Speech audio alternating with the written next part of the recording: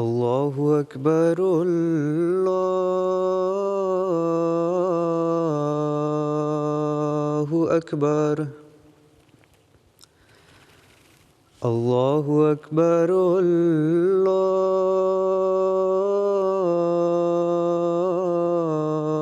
الله أكبر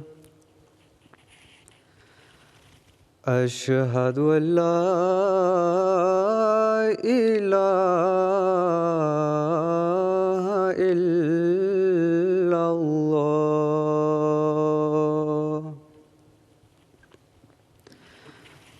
أشهد أن لا إله إلا الله أشهد أن محمدًا رسول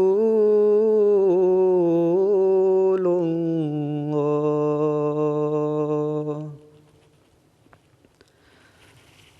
أشهد أن محمدًا رسول الله حي على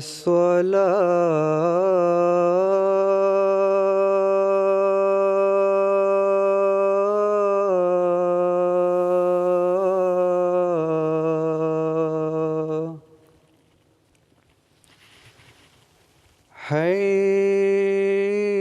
حي على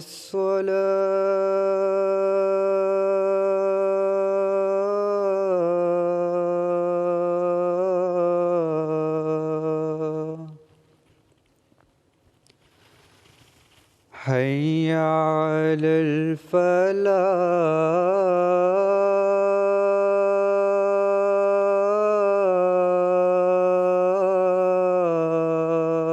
الفلاح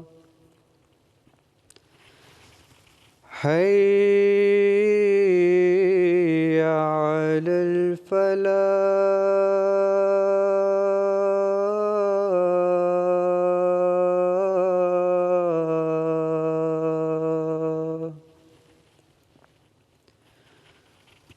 الله أكبر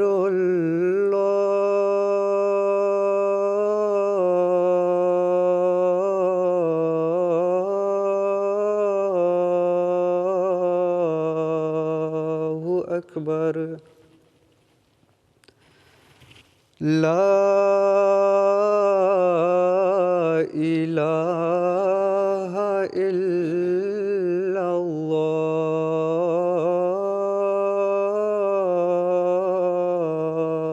الله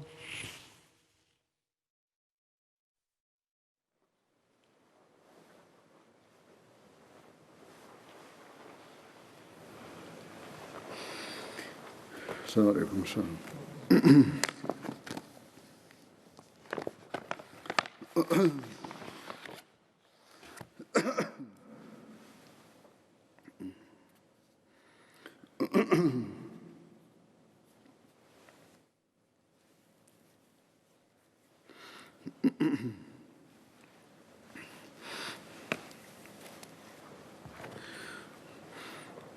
أشهد أن لا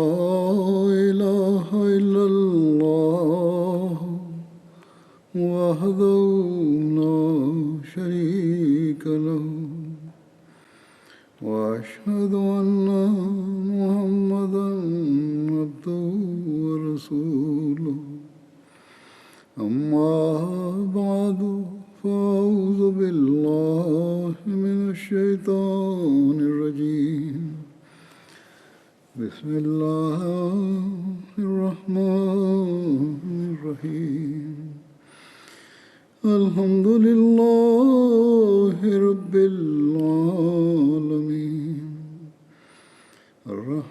الرحمن الرحيم مالك يوم الدين إياك إياك نعبد وإياك نستعين اهدنا الصراط المستقيم صراط الذين أنعمت عليهم غير المغضوب عليهم ولا الضالين.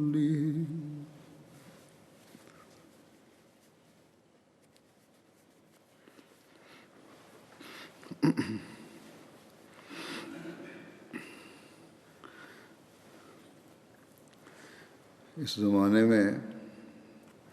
اللہ تعالیٰ نے اپنے وعدے کے موافق حضرت صلی اللہ علیہ وسلم کی غلامی میں زمانے کے امام مسیح موعود اور مہدی موعود کو حکم اور عدل بنا کے بھیجا. وہ حکم اور عدل جس نے اسلام کی حقیقی تعلیم کی روشنی میں تمام مسلمانوں کو امت واحدہ بنانا تھا، جس نے مختلف مسالک اور فرقوں کی غلط تشریحات اور فروعی اختلافات کو دور کر کے امت واحدہ بنانا تھا، جس نے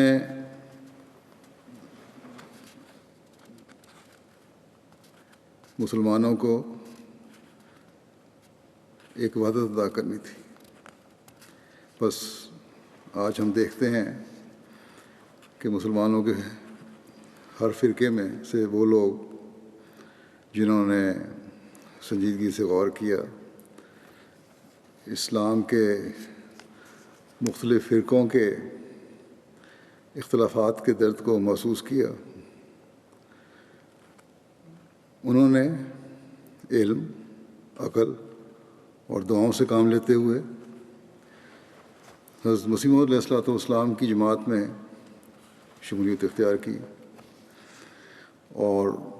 لاکھوں کی تعداد میں ہر سال بھی شامل ہوتے چلے جا رہے ہیں. بس جماعت احمدیہ کسی فرقے یا مسلک کے فرق یا اختلاف نظریات اور تشریح و تفسیر پر قائم ہونے والی جماعت نہیں ہے، بلکہ یہ حضرت صلی اللہ علیہ وسلم کی پیشگوئی کے مطابق اور اللہ تعالیٰ کے وعدے کے مطابق آخری زمانے میں آپ صلی اللہ علیہ وسلم کے غلام صادق کے ذریعے قائم ہونے والی جماعت ہے،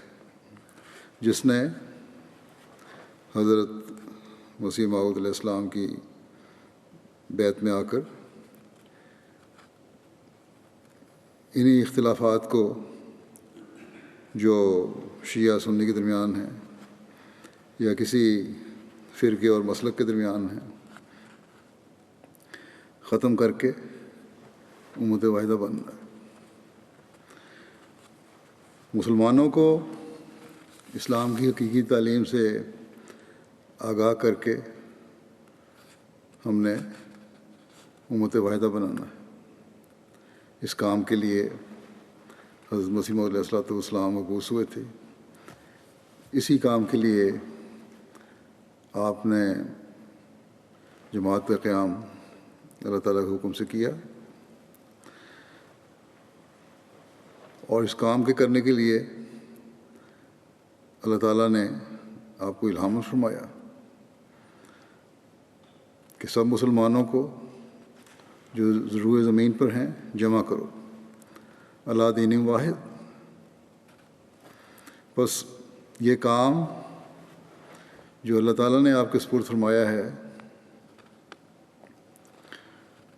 یہی کام آپ کے بعد خلافت سے جڑ کر اس کی بیعت میں آ کر آپ کی قائم کردہ جماعت کا ہے. اور یہی ہم اللہ تعالیٰ کے فضل سے گزشتہ 130 سال سے کر رہے ہیں. یا جب سے خلافت کا نظام شروع ہوا تو 112 سال سے کر رہے ہیں. اس سے پہلے حضرت مسیح علیہ السلام نے یہ کام کیا.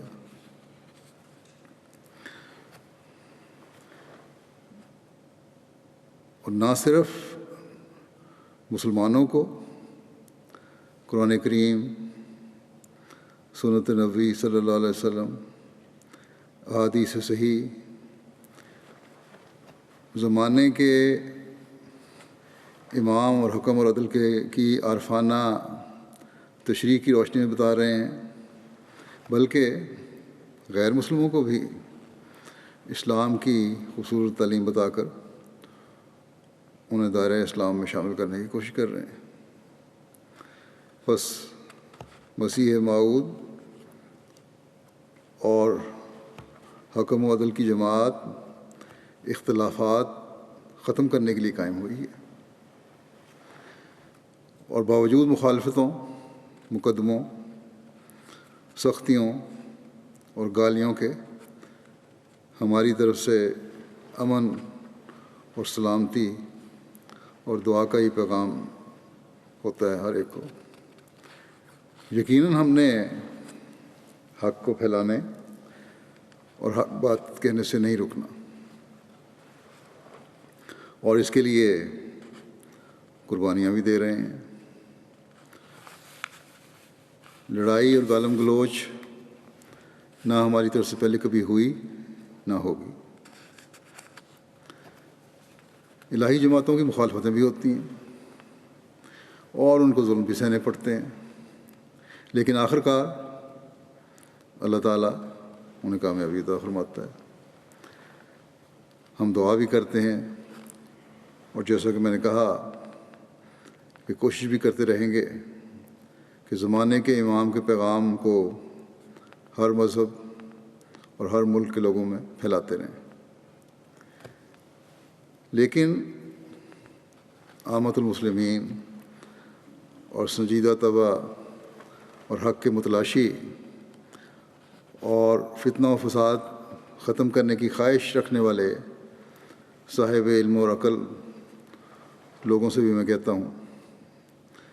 کہ اس بات پر غور کریں. سینکڑوں سال سے ابتدا کی چند دہائیوں کے علاوہ شروع سے ہی مسلمان اختلافات میں مبتلا ہو کر اپنی وحدت اور اکائی کو کمزور کرتے چلے آ رہے ہیں.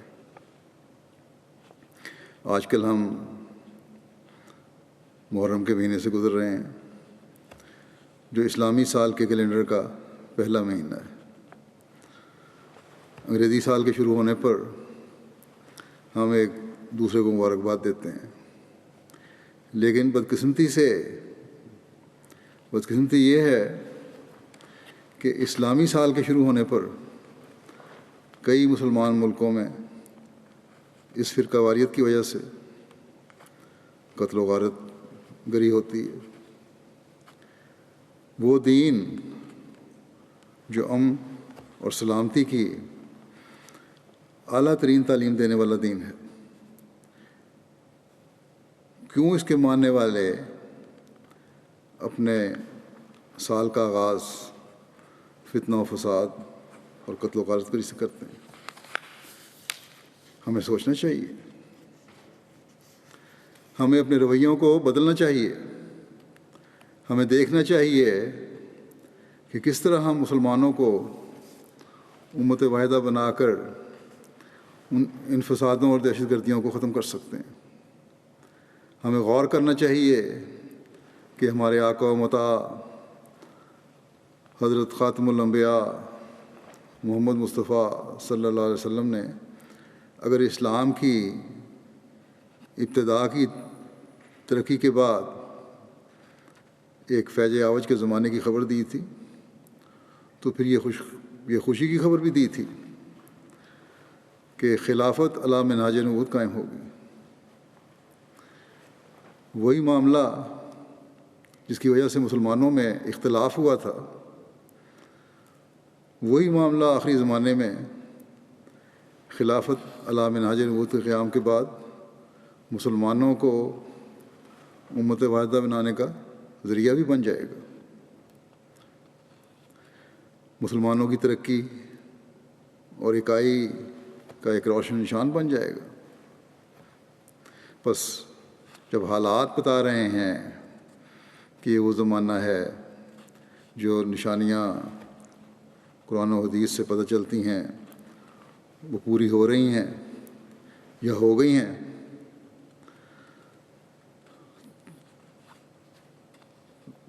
تو کیونکہ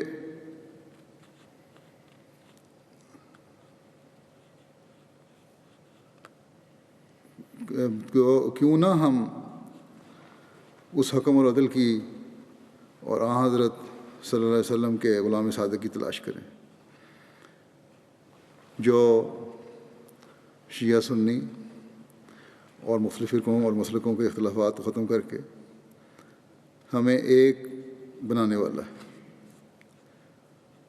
ان اندھے نام نہاد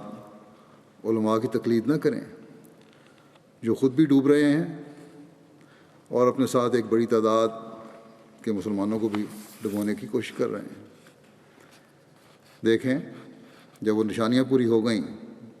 جن میں قرآن حدیث سے پتہ چلتا ہے، تو وہ کون ہے یہ ہمیں دیکھنے کی ضرورت ہے، اس کو تلاش کرنے کی ضرورت ہے۔ وہ کون ہے جو اسلام کی نشر ثانیہ کا ذریعہ بنا کر اللہ تعالیٰ کی طرف سے کھڑا کیا گیا؟ کسی کو کھڑا ہونا چاہیے۔ ہم احمدی کہتے ہیں کہ وہ بانی جماعت احمدیہ حضرت مرزا غلام احمد قادیانی علیہ السلام ہیں، جن کے سپرد یا جن کے ذریعے سے اللہ تعالیٰ نے اسلام کی نشر ثانیہ کا کام، جن کے سپرد کام کیا ہے، یا جن کے ذریعے سے اللہ تعالیٰ اسلام کی نشر ثانیہ کروا رہا ہے یا کروائے گا، جنہوں نے جھگڑوں اور فسادوں کو امن و سلامتی میں بدلنا ہے۔ بس ہم میں اگر عقل ہے تو ہمیں چاہیے کہ ہم محرم کو صرف افسوس کرنے یا پھر اپنے بغضوں اور کینوں اور غصوں کا نکالنے کا مہینہ نہ بنائیں، اپنے جذبات کے اظہار کا صرف ذریعہ نہ بنائیں، بلکہ ایک دوسرے سے محبت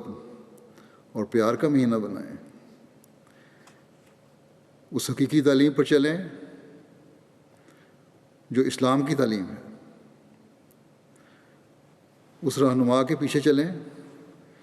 جسے اس زمانے میں اللہ تعالیٰ نے حکم اور عدل کا مقام دیا ہے، تبھی ہم حقیقی مسلمان کہلا سکتے ہیں، تبھی ہم دنیا کو اپنے پیچھے چلا سکتے ہیں۔ حضرت مسیح موعود علیہ السلام نے ایک جگہ ایک عالم کو سمجھاتے ہوئے فرمایا کہ میری حیثیت ایک مولوی کی حیثیت نہیں ہے، بلکہ میری حیثیت سنن انبیاء کی حیثیت سے کسی حیثیت ہے۔ مجھے ایک سماوی آدمی مانو، پھر یہ سارے جھگڑے اور تمام نزاعیں جو مسلمانوں میں پڑی ہوئی ہیں ایک دم میں طے ہو سکتی ہیں۔ جو خدا کی طرف سے مامور ہو کر حکم بن کر آیا ہے، جو مانے قرآن شریف کے وہ کرے گا وہی صحیح ہوں گے، اور جس حدیث کو وہ صحیح قرار دے گا وہی صحیح حدیث ہوگی۔ ورنہ شیعہ سنی کے جھگڑے آج تک دیکھو کب طے ہونے میں آتے ہیں، ابھی تک تو نہیں ہوئے۔ شیعہ اگر تبرہ کرتے ہیں، یعنی خلفاء جو ہیں 3 خلفاء، ان کو برا بھلا کہتے ہیں، ان کے بارے میں غلط الفاظ استعمال کرتے ہیں، تو بعض ایسے بھی ہیں دوسروں میں سے جو حضرت علی کرم اللہ وجہ کی نسبت کہتے ہیں کہ برخلافت دلش بس مائل، لیک ابو بکر شد درمیان حائل، کہ خلافت پر اس کا دل بہت مائل تھا، لیکن ابو بکر اس میں حائل ہو گیا، یعنی کہ خواہش تھی ان کی۔ فرماتے ہیں کہ مگر میں کہتا ہوں کہ جب تک یہ اپنا طریق چھوڑ کر مجھ میں ہو کر نہیں دیکھتے، یہ حق پر ہرگز نہیں پہنچ سکتے۔ اگر ان لوگوں کو اور یقین نہیں تو اتنا تو ہونا چاہیے کہ آخر مرنا ہے، اور مرنے کے بعد گن سے تو کبھی نجات نہیں ہو سکتی۔ آخر مرنا ہے، اور مرنے کے بعد گن سے تو کبھی نجات نہیں ہو سکتی۔ سب و شتم جب ایک شریف آدمی کے نزدیک پسندیدہ چیز نہیں ہے، پھر خدائے قدوس کے حضور عبادت کب ہو سکتی ہے؟ اسی طرح غلط کام کو کر رہا ہے انسان، ظلم کر رہا ہے، تو اس کی عبادت تو پھر اللہ کے حضور عبادت نہیں کہلا سکتی۔ اسی لیے فرمایا، اس لیے تو میں کہتا ہوں کہ میرے پاس آؤ، میری سنو، تاکہ تمہیں حق نظر آوے۔ میں تو سارا ہی چولا اتارنا چاہتا ہوں، سچی توبہ کر کے مومن بن جاؤ۔ یہ جو بناوٹوں کا اور غلط عقائد کا چولا پہنا ہوا ہے، اس کو اتارو، سچی توبہ کرو،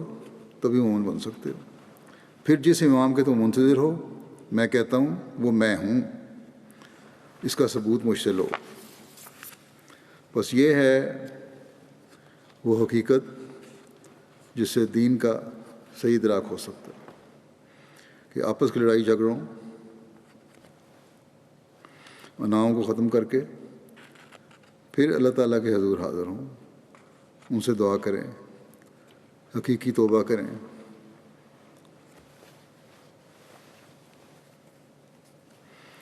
اور یہ اسی وقت ہو سکتا ہے جب اپنے دل کو ہر ملونی سے صاف کر کے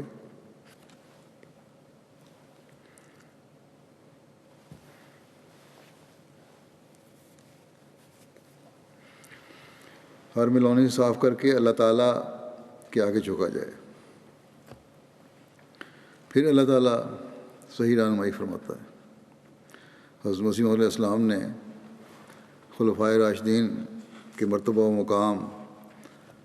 اور بزرگی کو اس طرح بیان فرمایا ہے۔ جگہ آپ فرماتے ہیں، اور میں یہ جانتا ہوں کہ کوئی شخص میں تو یہ جانتا ہوں کہ کوئی شخص مومن اور مسلمان نہیں بن سکتا جب تک ابو بکر، عمر، عثمان، علی رضوان اللہ علیہم اجمعین کا سا رنگ پیدا نہ ہو۔ وہ دنیا سے محبت نہ کرتے تھے،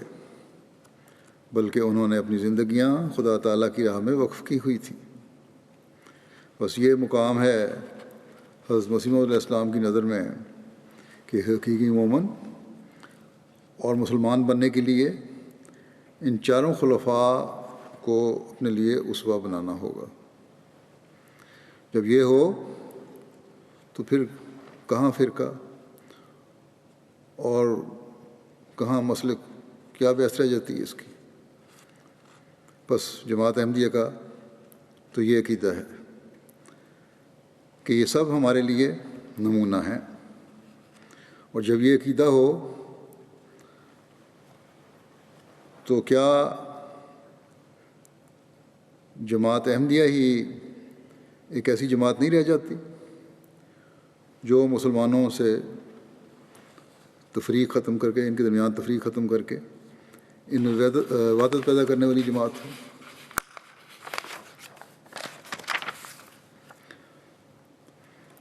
چاروں خلفائے راشدین کا ایک مقام و مرتبہ ہے۔ ہر ایک مقام و مرتبہ کو، ہر ایک کے مقام و مرتبہ کو حضرت مسیح علیہ السلام نے بڑی تفصیل سے بیان فرمایا ہے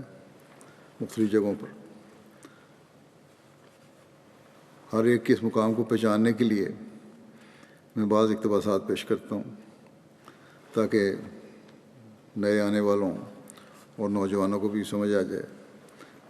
کہ کیا ہمارا مسلک ہے، کیا ہم یقین کرتے ہیں۔ کیا ہمارا عقیدہ ہے۔ حضرت مسیح علیہ السلام فرماتے ہیں اس زمانے میں بھی مسلمہ نے، یعنی حضرت ابوبکر کے زمانے میں شروع میں ابتدا میں مسلمہ نے اباحتی رنگ میں لوگوں کو جمع کر رکھا تھا، غلط قسم کا تشریحیں کر کے، غلط باتوں کو ناجائز جائز قرار دے کر صرف لوگوں کو اکٹھا کرنے کے لیے اپنے ساتھ میں لایا ہوا تھا۔ فرمایا کہ ایسے وقت میں حضرت ابوبکر خلیفہ ہوئے تو انسان خیال کر سکتا ہے کہ کس قدر مشکلات پیدا ہوئی ہوں گی۔ اگر وہ قوی دل نہ ہوتا، یعنی حضرت ابوبکر، اور حضرت نبی کریم صلی اللہ علیہ وسلم کے ایمان کا رنگ اس کے ایمان میں نہ ہوتا تو بہت ہی مشکل پڑتی اور گھبرا جاتا۔ لیکن صدیق نبی کا ہمسایہ تھا، ہم سایہ یعنی اس کا سایہ پڑ رہا تھا، آپ کے اخلاق کا اثر اس پر پڑا ہوا تھا اور دل نور یقین سے بھرا ہوا تھا۔ اس لیے وہ شجاعت اور استقلال دکھایا کہ حضرت صلی اللہ علیہ وسلم کے بعد اس کی نظیر ملنی مشکل ہے۔ ان کی زندگی اسلام کی زندگی تھی۔ یہ ایسا مسئلہ ہے کہ اس پر کسی لمبی بحث کی حاجت ہی نہیں۔ اس زمانے کے حالات پڑھ لو اور پھر جو اسلام کی خدمت ابوبکر رضی اللہ عنہ نے کی ہے اس کا اندازہ کر لو۔ میں سچ کہتا ہوں کہ ابوبکر صدیق رضی اللہ عنہ اسلام کے لیے آدم ثانی ہیں۔ میں یقین رکھتا ہوں کہ اگر حضرت صلی اللہ علیہ وسلم کے بعد ابوبکر کا وجود نہ ہوتا تو اسلام بھی نہ ہوتا۔ یعنی دشمن کے حملوں سے بچانے کے لیے، شریعت کو محفوظ کرنے کے لیے اس وقت اللہ تعالیٰ نے حضرت ابوبکر صدیق کو ہی کھڑا کیا تھا، اور آپ نے اسلام کے وجود کو حضرت صلی اللہ علیہ وسلم کی خاص تربیت اور خاص تعلق کی وجہ سے زندگی بخشی اور دشمن کے حملے کو ناکام و نامراد کیا۔ فرمایا کہ ابوبکر صدیق کا بہت بڑا احسان ہے کہ اس نے اسلام کو دوبارہ قائم کیا، اپنی قوت ایمانی سے کل باغیوں کو سزا دی اور امن کو قائم کر دیا، اسی طرح پر جیسے خدا تعالیٰ نے فرمایا اور وعدہ کیا تھا کہ میں سچے خلیفہ پر امن کو قائم کروں گا۔ یہ پیش گوئی حضرت صدیق کی خلافت پر پوری ہوئی اور آسمان نے اور زمین نے عملی طور پر شہادت دے دی۔ بس یہ صدیق کی تعریف ہے کہ اس میں صدق اس مرتبہ اور کمال کا ہونا چاہیے۔ پھر حضرت عمر رضی اللہ عنہ کے اوصاف اور مقام کا ذکر کرتے ہوئے حضرت مسیح علیہ السلام ایک جگہ فرماتے ہیں، حضرت عمر رضی اللہ عنہ کا درجہ جانتے ہو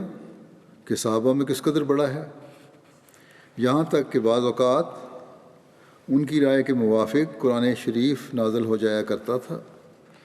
اور ان کے حق میں یہ حدیث ہے کہ شیطان عمر کے سائے سے بھاگتا ہے۔ دوسری یہ حدیث ہے کہ اگر میرے بعد کوئی نبی ہوتا تو عمر ہوتا۔ تیسری یہ حدیث ہے کہ پہلی امتوں میں محدث ہوتے رہے ہیں، اگر اس امت میں کوئی محدث ہے تو وہ عمر ہے۔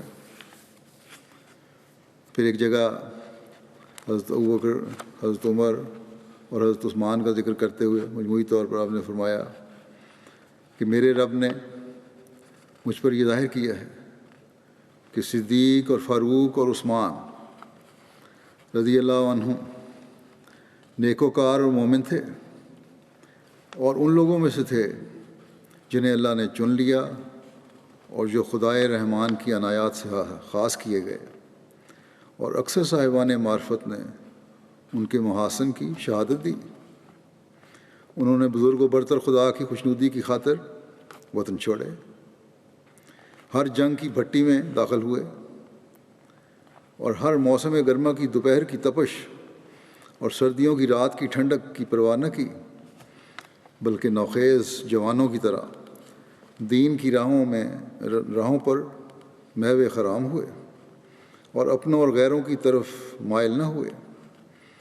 اور اللہ رب العالمین کی خاطر سب کو خیر بات کہہ دیا۔ ان کے اعمال میں خوشبو اور ان کے افعال میں مہک ہے، اور یہ سب کچھ ان کے مراتب کے باغات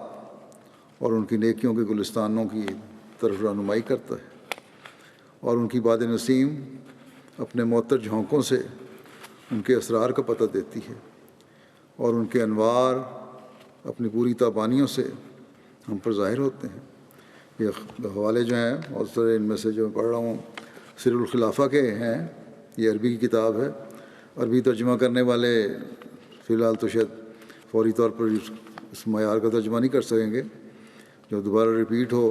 تو اصل کتاب سے یہ حوالے لے کے ترجمہ کر دیں۔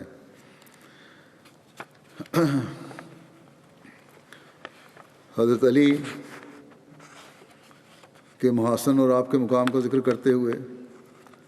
حضرت اقدس مسیح موعود علیہ الصلوۃ والسلام فرماتے ہیں،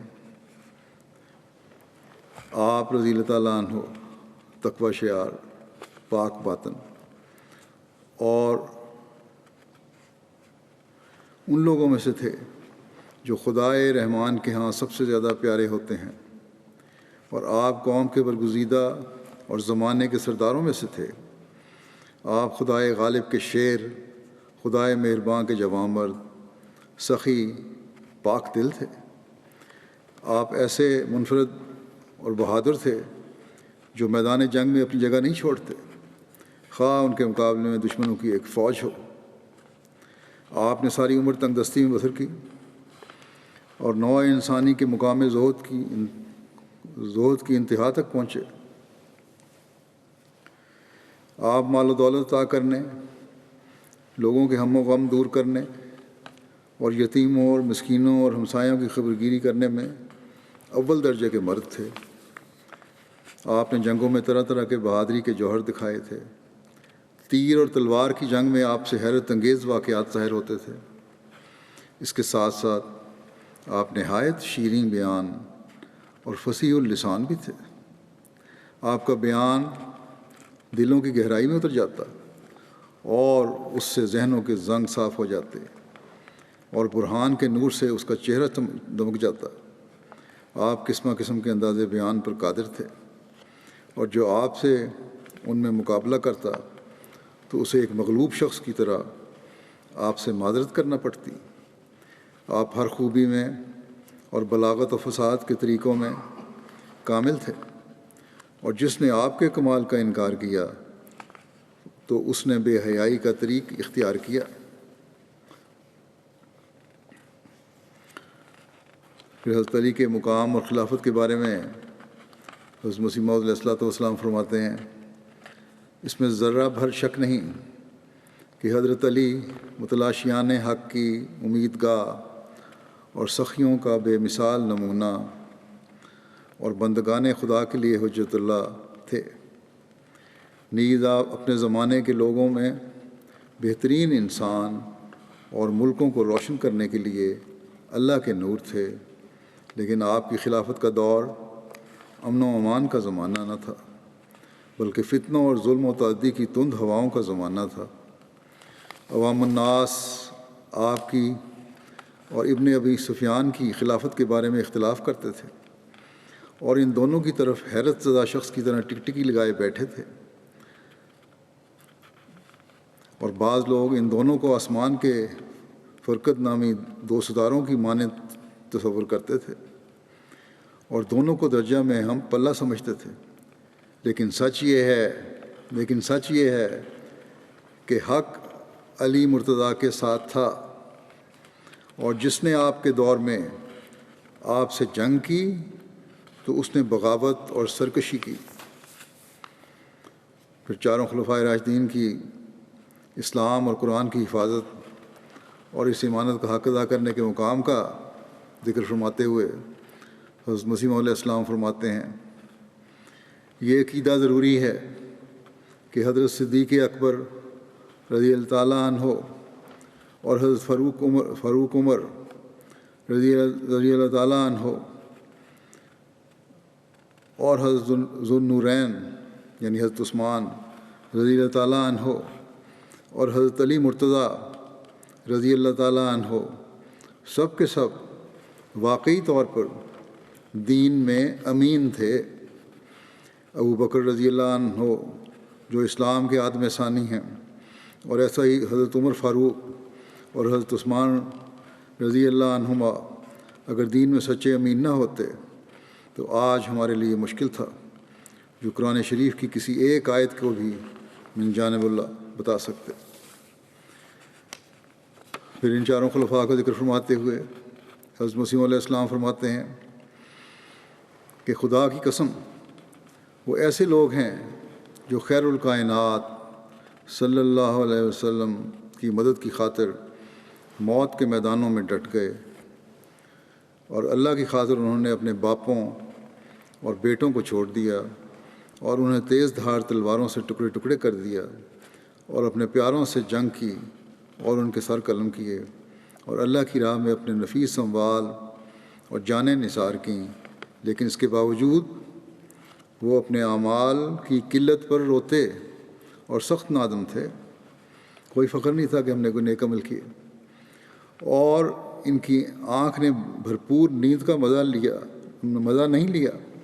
کبھی نیند بھر کے نہیں سوئے، مگر بہت قلیل جو آرام کے لحاظ سے نفس کا لازمی حق ہے،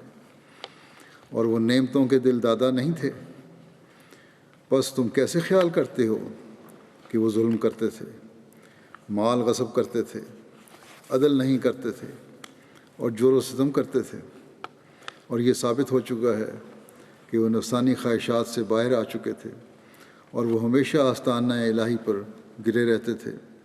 اور وہ فنا فی اللہ لوگ تھے۔ بس یہ ادراک ہے جو ان چاروں خلفاء کے مقام و مرتبہ کا حضرت مسیح علیہ الصلوۃ والسلام نے ہمیں دیا، اور یہی وہ مقام ہے جب ہر مسلمان ان بزرگوں کو دے گا تو حقیقی مسلمان کہلائے گا، اور آپس کے اختلافات کو ختم کر کے امت واحدہ کا حصہ بنے گا۔ ورنہ ہمارے اختلافات اسلام کو تو کوئی فائدہ نہیں پہنچائیں گے، ہاں دشمن ان سے ضرور فائدہ اٹھائے گا، اور وہ فائدہ اٹھا رہا ہے، آج کل ہم یہی دیکھ رہے ہیں۔ بس اسلام کی اگر کوئی خدمت اس زمانے میں ہو سکتی ہے، اسلام کی حفاظت کی اگر خواہش ہے، تو پھر اس جری اللہ کے ساتھ جڑ کر ہی ہو سکتی ہے جسے اس زمانے میں اللہ تعالیٰ نے اس کام کے لیے بھیجا ہے۔ جیسا کہ میں نے کہا، آج کل ہم محرم کے مہینے سے گزر رہے ہیں، کل یا پرسوں 10 محرم بھی ہے، جس میں حضرت حسین کی شہادت کے حوالے سے شیعہ اپنے جذبات کا اظہار بھی کرتے ہیں۔ یقیناً یہ ایک ظالمانہ فعل تھا جس طرح حضرت حسین کو شہید کیا گیا۔ جب ان جذبات کا اظہار شیعہ حضرات کرتے ہیں، یا عام حالات میں بھی جو جذبات ہیں شیعہ حضرات کے حضرت حسین کے بارے میں، حضرت علی کے بارے میں، تو یہ سمجھا جاتا ہے عموماً ہمارے بارے میں یا حضرت مسیح علیہ الصلوۃ والسلام کے بارے میں کہ حضرت مسیح علیہ الصلوۃ والسلام نے یا آپ کی جماعت نے خاندان نبوت کے مقام کو نہیں پہچانا۔ اس غلط فہمی کو جماعت احمدیہ ہمیشہ دور کرنے کی کوشش بھی کرتی رہی ہے۔ حضرت مسیح علیہ السلام نے حضرت علی کے بارے میں جو فرمایا ہے، اور ابھی میں نے پیش بھی کیا ہے کچھ حوالے، اس سے اس کی وضاحت بھی ہو جاتی ہے کہ حضرت علی رضی اللہ تعالیٰ عنہ کا مقام و مرتبہ حضرت مسیح علیہ الصلوۃ والسلام کی نظر میں کیا تھا، لیکن ساتھ ہی یہ بھی کہ ہم اس بات پر بھی یقین رکھتے ہیں کہ باقی 3 خلفاء بھی برحق تھے۔ بہرحال اس وقت میں اس حوالے سے بھی کچھ بیان کروں گا، حضرت مسیح علیہ الصلوۃ والسلام کی تحریرات اور فرمودات کے حوالے سے کہ آپ کی نظر میں خاندان نبوت کا کیا مقام تھا، اور اس بارے میں آپ نے جماعت کو کیا نصیحت فرمائی ہے؟ حضرت مسیح علیہ السلام نے اپنی کتاب سر الخلافہ میں حضرت علی اور خاندان کے بارے میں، خاندان نبوت کے بارے میں یہ تحریر فرمایا ہے۔ حضرت علی کے بارے میں فرمایا کہ آپ لاچاروں کی غمخاریوں کی جانب ترغیب دلاتے اور قناعت کرنے والوں اور خستہ حالوں کو کھانا کھلانے کا حکم دیتے۔ آپ اللہ کے مقرب بندوں میں سے تھے، آپ اللہ کے مقرب بندوں میں سے تھے، اور اس کے ساتھ ساتھ آپ فرقان حمید کے جامع معرفت نوش کرنے میں سابقین میں سے تھے۔ قرآن کریم کے معرفت بھی آپ کو حاصل تھی اور بہت بڑے ہوئے تھے، اور آپ کو قرآنی دقائق کے ادراک میں ایک عجیب فہم عطا کیا گیا تھا۔ فرمایا کہ میں نے عالم بیداری میں انہیں دیکھا، یعنی حضرت علی سے ملاقات ہوئی عالم بیداری میں، کشفی حالت میں، نہ کہ نیند میں۔ پھر اسی حالت میں آپ نے یعنی حضرت علی نے خدائے علام الغیوب کی کتاب کی تفسیر مجھے عطا کی اور فرمایا یہ میری تفسیر ہے اور یہ اب آپ کو دی جاتی ہے، بس آپ کو اس عطا پر مبارک ہو، جس میں نے اپنا ہاتھ بڑھایا اور وہ تفسیر لے لی، اور میں نے صاحب قدرت عطا کرنے والے اللہ کا شکر ادا کیا، اور میں نے آپ کو یعنی حضرت علی کو خلق میں متناسب اور خلق میں پختہ اور متواضع، منکسر المزاج، تاباں اور منور پایا، اور میں یہ حلفاً کہتا ہوں کہ آپ مجھ سے بڑی محبت و الفت سے ملے، اور میرے دل میں یہ بات ڈالی گئی کہ آپ مجھے اور میرے عقیدے کو جانتے ہیں، اور میں اپنے مسلک اور مشرب میں شیعوں سے جو اختلاف رکھتا ہوں وہ اسے بھی جانتے ہیں، لیکن آپ نے کسی بھی قسم کی ناپسندیدگی یا ناگواری کا اظہار نہیں کیا، اور نہ ہی مجھ سے پہلو تہی کی، بلکہ وہ مجھے ملے اور مخلص محبین کی طرح مجھ سے محبت کی، اور انہوں نے سچے صاف دل رکھنے والے لوگوں کی طرح محبت کا اظہار فرمایا، اور آپ کے ساتھ حسین بلکہ حسن اور حسین دونوں اور سید الرسل خاتم النبیین بھی تھے، اور ان کے ساتھ ایک نہایت خوبرو، صالحہ، جلیلۃ القدر، بابرکت، پاک باز، لائق تعظیم، باوقار، ظاہر و باہر نور مجسم جوان خاتون بھی تھیں، جنہیں میں نے غم سے بھرا ہوا پایا، لیکن وہ اسے چھپائے ہوئے تھیں، اور میرے دل میں ڈالا گیا کہ آپ حضرت فاطمہ الزہرا ہیں۔ آپ میرے پاس تشریف لائیں اور میں لیٹا ہوا تھا، بس آپ بیٹھ گئیں، اور آپ نے میرا سر اپنی ران پر رکھ لیا اور شفقت کا اظہار فرمایا، اور میں نے دیکھا کہ وہ میرے کسی غم کی وجہ سے غمزدہ اور رنجیدہ ہیں، اور بچوں کی تکلیف کے وقت فرمایا کہ بچوں کی تکلیف کے وقت ماؤں کی طرح شفقت و محبت اور بے چینی کا اظہار فرما رہی ہیں۔ یہ اس پر گندہ ذہن مولوی جو ہیں اعتراض کرتے رہتے ہیں کہ آپ نے لکھا ہے کہ حضرت فاطمہ نے میرا سر اپنی ران پہ رکھ لیا۔ یہ تو ایک ماں کی محبت کا اظہار جو ہوتا ہے بچے سے، اس کا بیان ہو رہا ہے، لیکن ان گندے ذہنوں کو کیا کہے کوئی، اور رحمۃ المسلمین ان کی باتیں سن کے سمجھتے ہیں کہ حضرت فاطمہ الزہرا کی نعوذ باللہ حد تک کر دی، حالانکہ آپ انتہائی، اب تو وہ جو آگے اس کی وضاحت مزید ہو جائے گی کہ کس طرح فرما رہے ہیں کہ ایک ماں کا سلوک آپ کر رہی ہیں مجھ سے۔ بہرحال پھر آپ فرماتے ہیں، پھر مجھے بتایا گیا کہ دین کے تعلق میں ان کے نزدیک یعنی حضرت فاطمہ کے نزدیک میری حیثیت بمنزلہ بیٹے کے ہے، اور میرے دل میں خیال آیا کہ ان کا غمگین ہونا اس امر پر کنایا ہے جو میں قوم، اہل وطن اور دشمنوں سے ظلم دیکھوں گا۔ اس بات پر غمگین تھیں حضرت فاطمہ کہ میرے بیٹے کو یہ ظلم دیکھنا پڑے گا۔ پھر حسن اور حسین دونوں میرے پاس آئے اور بھائیوں کی طرح مجھ سے محبت کا اظہار کرنے لگے اور ہمدردوں کی طرح مجھے ملے، اور یہ کشف بیداری کے کشفوں میں سے تھا۔ اس پر کئی سال گزر چکے ہیں اور مجھے حضرت علی اور حضرت حسین کے ساتھ ایک لطیف مناسبت ہے، اور اس مناسبت کی حقیقت کو مشرق و مغرب کے رب کے سوا کوئی نہیں جانتا، اور میں حضرت علی اور آپ کے دونوں بیٹوں سے محبت کرتا ہوں، اور جو ان سے عداوت رکھے اس سے میں عداوت رکھتا ہوں، اور میں ہما میں جور و جفا کرنے والوں میں سے نہیں، اور یہ میرے لیے ممکن نہیں کہ میں اس سے اعراض کروں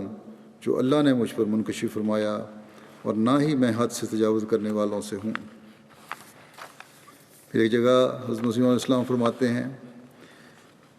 میں نے اس قصیدے میں جو امام حسین رضی اللہ عنہ کی نسبت لکھا ہے یا حضرت عیسیٰ علیہ السلام کی نسبت بیان کیا ہے، یہ انسانی کارروائی نہیں، یہ تو اللہ تعالیٰ کی طرف سے مجھے بتایا گیا۔ خبیث ہے وہ انسان جو اپنے نفس سے کاملوں اور راست بازوں پر زبان دراز کرتا ہے۔ میں یقین رکھتا ہوں کہ کوئی انسان حسین جیسے یا حضرت عیسیٰ جیسے راست باز پر بد زبانی کر کے ایک رات بھی زندہ نہیں رہ سکتا، اور وعید من آدھا ولین لی دست بدست اس کو پکڑ لیتا ہے۔ بس مبارک وہ جو آسمان کے مسالے کو سمجھتا ہے اور خدا کی حکمت عملیوں پر غور کرتا ہے۔ یہ حدیث کا جو حوالہ دیا آپ نے، اس سے مراد ہے جس نے میرے ولی سے دشمنی کی، من عاد لی ولین فقط اذنتہ بالحرب، کہ جس نے میرے ولی سے دشمنی کی اختیار کی تو میں نے اس کے ساتھ اعلان جنگ کر دیا۔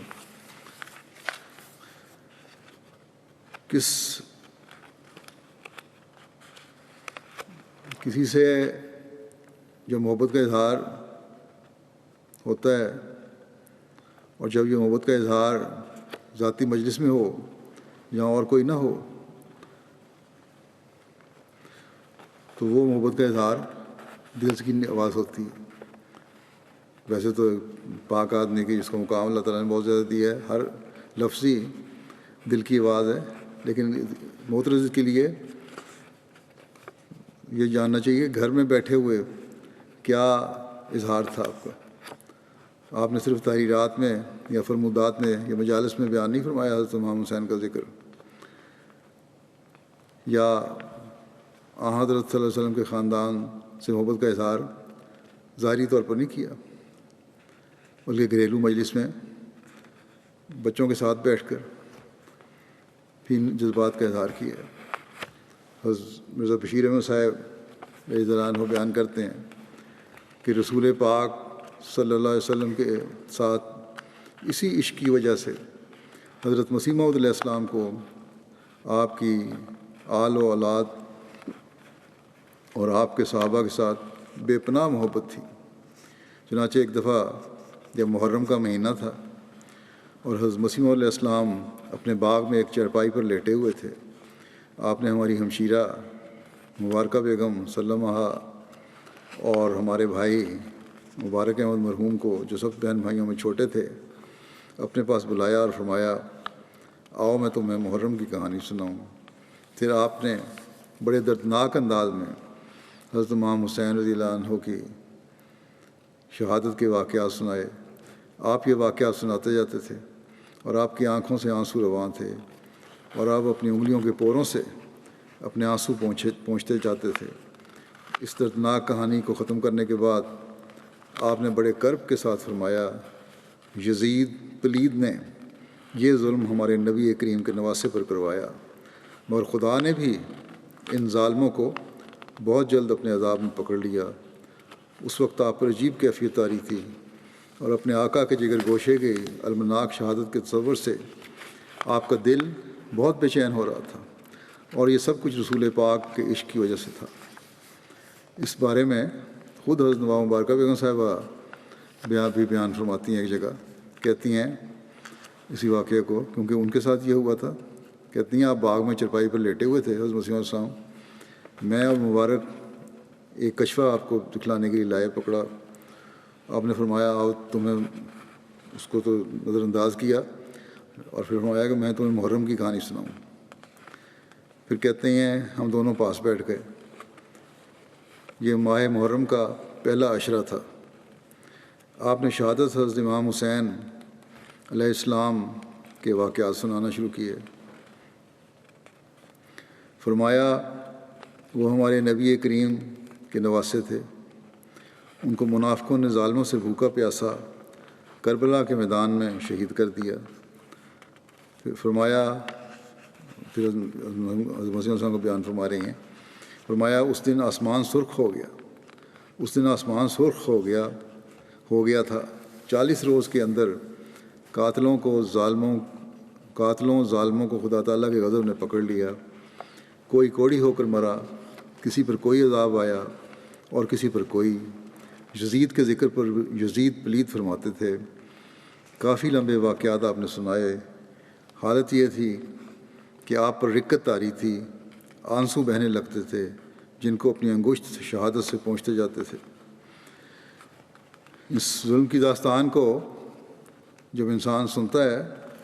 تو رونگٹے کھڑے ہو جاتے ہیں۔ جب دشمن نے غلبہ پا لیا تو حضرت امام حسین نے اپنے گھوڑے کا رخ لکھا ہے کہ دریائے فرات کی طرف کیا یا کرنے کی کوشش کی تو آپ کا راستہ روک لیا گیا۔ ایک شخص نے آپ کو تیر مارا جو آپ کی ٹھوڑی کے اوپر لگا، یہاں آ کے بڑا زخم گہرا ہو گیا۔ پھر حملہ آوروں نے مزید حملے کیے اور آپ کو حملے کر کے شہید کر دیا۔ راوی بیان کرتا ہے کہ میں نے شہادت سے قبل آپ کو یہ کہتے سنا کہ اللہ کی قسم میرے بعد بندگان خدا میں سے کسی بھی ایسے بندے کو قتل نہیں کرو گے جس کے قتل پر میرے قتل سے زیادہ خدا تعالیٰ تم پر ناراض ہو۔ پھر فرمایا حضرت امام حسین نے کہ واللہ مجھے تو امید ہے کہ اللہ تعالیٰ تمہیں ذلیل کر کے مجھ پر کرم کرے گا اور پھر میرا انتقام تم سے اس طرح لے گا کہ تم حیران رہ جاؤ گے۔ ان ظالموں نے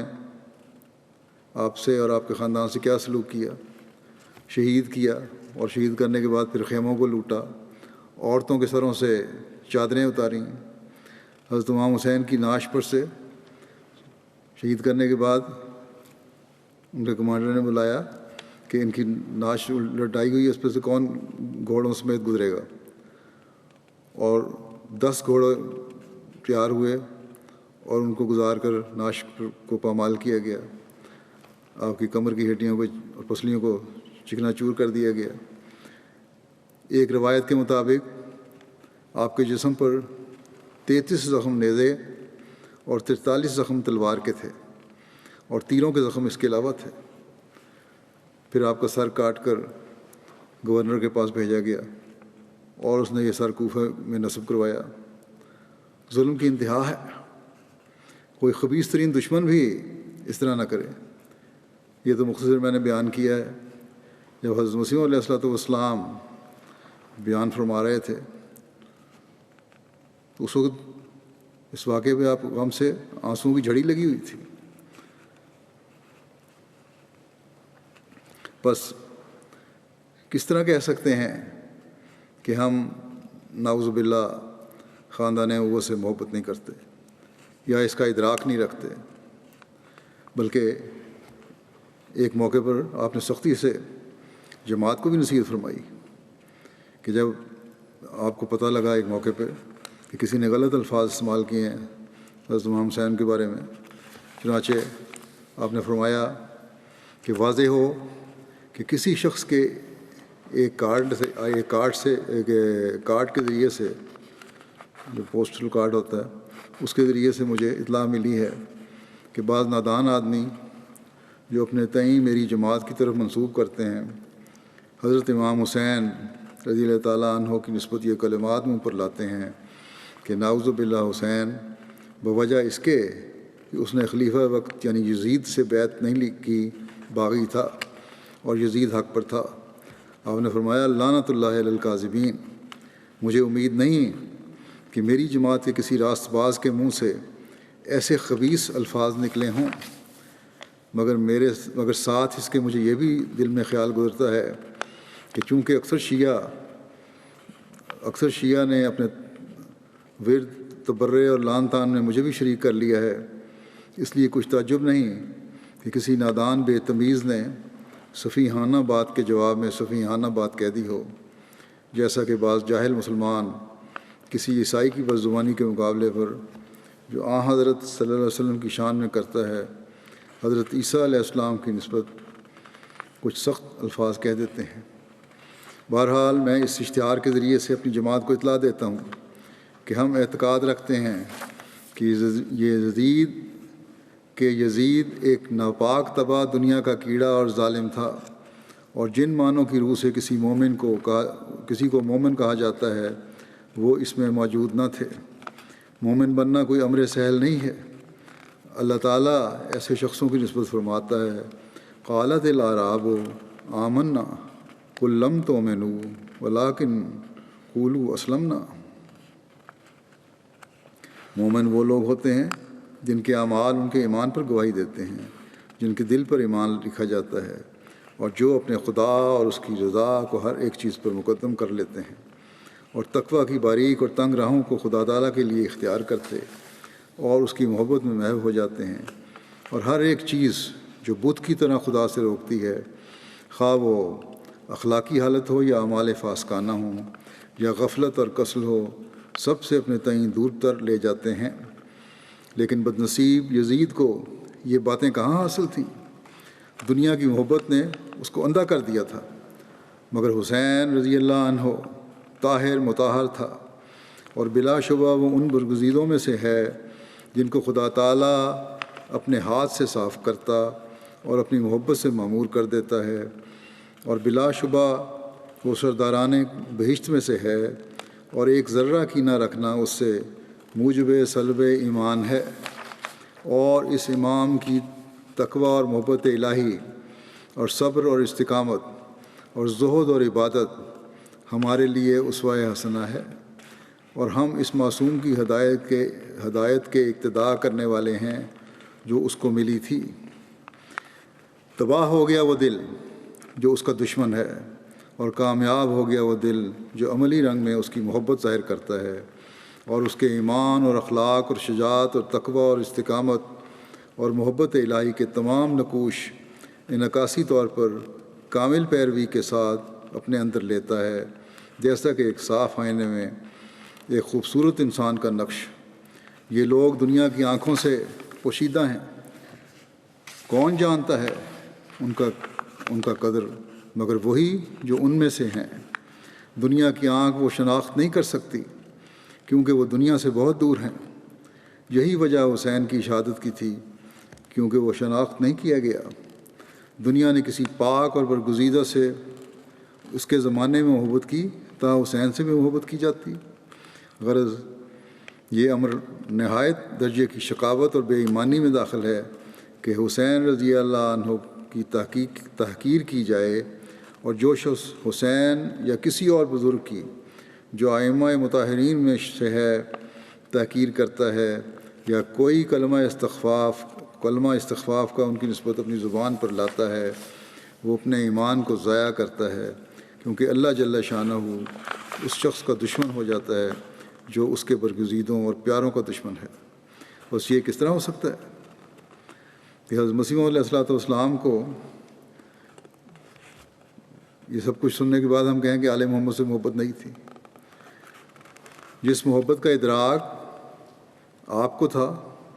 وہ کسی اور کو نہیں ہو سکتا، اور یہی آپ نے فرمایا بھی ہے۔ لیکن جہاں شیعہ غلف کی حد تک گئے ہیں وہاں ان کو حقیقت بھی آپ نے بتائی ہے،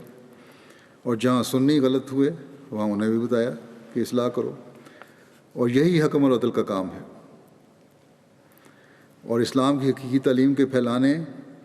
اور رائج کرنے کے اسی کام کے لیے اللہ تعالیٰ نے آپ کو بھیجا تھا۔ لیکن اس کے باوجود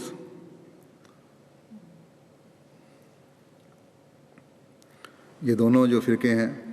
بڑے، یہ احمدیوں کو ہی برا کہتے ہیں، ہمیں ہی ظلموں کا نشانہ بنایا جاتا ہے، لیکن اس کے باوجود ہم نے صبر و استقامت سے اس کام کو جاری رکھنا ہے جو ہمارے سپرد ہے، جس کے لیے ہم نے حضرت مسیح موعود علیہ السلام کی بیعت کی کہ حقیقی اسلام کو دنیا میں پھیلائیں، اس نمونے کو سامنے رکھیں جو حضرت امام حسین نے ہمیں دکھایا۔ حضرت مسلم موعود نے اپنے ایک شعر میں فرمایا تھا کہ وہ تم کو حسین بناتے ہیں اور آپ یزیدی بنتے ہیں، یہ کیا ہی سستا سودا ہے،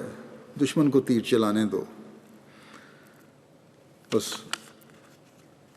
ہماری قربانیاں تو انشاءاللہ رائے گاہ نہیں جائیں گی۔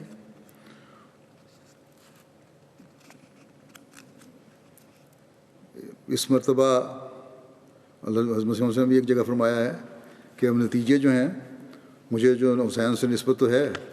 لیکن نتیجہ وہ نہیں نکلے گا، نتیجہ اس دفعہ اس کے الٹ ہے، کیونکہ اللہ تعالیٰ نے یہ مقدر کیا ہے کہ کامیابی ملے۔ اس لیے اس دفعہ فتح جو ہے وہ حسینی صفات رکھنے والوں کی ہوگی، ظاہری فتح بھی انشاءاللہ تعالیٰ، اور دشمن ناکام و نامراد ہوں گے۔ بس ہمیں چاہیے کہ اس کے لیے آج کل خاص طور پہ اس مہینے میں بھی اور ہمیشہ، جبکہ دشمنی بھی آج کل اپنے عروج پر زوروں پر ہے، خاص طور پر پاکستان میں بھی اور دوسری جگہوں بھی، دعاؤں پر بہت زور دیں، درود شریف پڑھنے پر بہت زور دیں، اور جتنا اللہ تعالیٰ کے حضور ہم جھکیں گے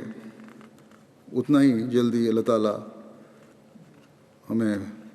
فتح نصیب کرے گا، کامیابی و کامرانی نصیب فرمائے گا۔ ان دنوں میں خاص طور پہ دوسرے مسلمانوں کے لیے بھی دعا کریں، وہ مسلمان فرقے ایک دوسرے کی گردنیں کاٹنے پر لگے ہوئے ہیں، اور ان دنوں میں خاص طور پر جب 10 محرم آتی ہے تو تاریخ ابھی تک یہی بتا رہی ہے کہ کہیں نہ کہیں امام بار گاہوں پہ اور تازیوں پہ یا مختلف جگہوں پر حملے بھی ہوتے ہیں،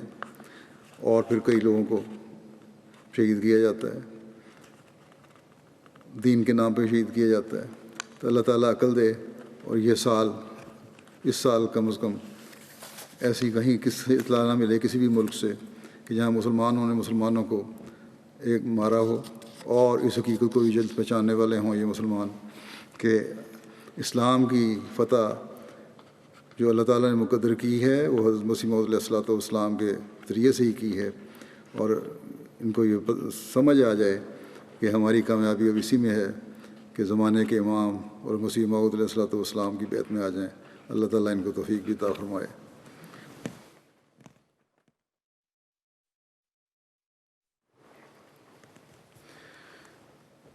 الحمد للہ نحمده ونستعینه ونستغفره ونؤمن به ونتوکل علیہ ونعوذ باللہ من شرور انفسنا ومن سیئات اعمالنا، من يهده الله فلا مضل له ومن يضلل فلا هادي له، ونشهد أن لا إله إلا الله ونشهد أن محمدا عبده ورسوله۔ عباد الله رحمكم الله، إن الله يأمر بالعدل والإحسان وإيتاء ذي القربى وينهى عن الفحشاء والمنكر والبغي، يعظكم لعلكم تذكرون۔ اذكروا الله يذكركم وادعوه يستجب لكم، ولذكر الله أكبر۔